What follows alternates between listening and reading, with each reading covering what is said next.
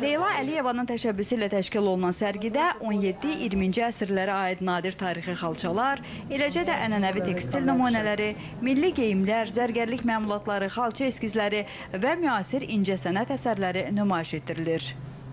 Ekspozisiyada ziyarətçilər Qarabağ, Şirvan, Bakı və digər tarixi bölgələrin incə nəbati və həndəsə ornamentləri, həmçinin yüksək sənətkarlıq xüsusiyyətləri ilə seçilən özünə məxsus xalçaçılıq ənənələri ilə yaxından tanış olmaq imkanı əldə edirlər.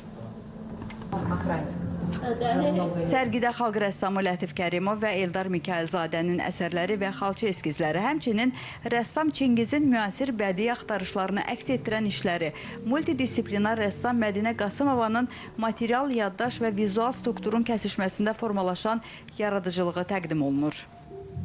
Sərginin əsas konseptual xətti ənənəvi ornamental dilin müasir bədii ifadə formasına transformasiyasıdır. Burada tarixi xalçalar müasir incəsənət nümunələri ilə birlikdə təqdim olunaraq, Azərbaycan tekstil ənənələrinin zamanlararası aktuallığını, estetik gücünü və mədəni əhəmiyyətini ön plana çıxarır. Azərbaycanın ən mühüm bədii irs nümunələrindən olan xalçaçılıq sənətini əks etdirən nadir eksponatların nümayişi ziyarətçilərdə bu zəngin mədəni irs haqqında dolğun və yadda qalan təəssürat yaradır. Sərgi iyulun 26-sına dək davam edəcək.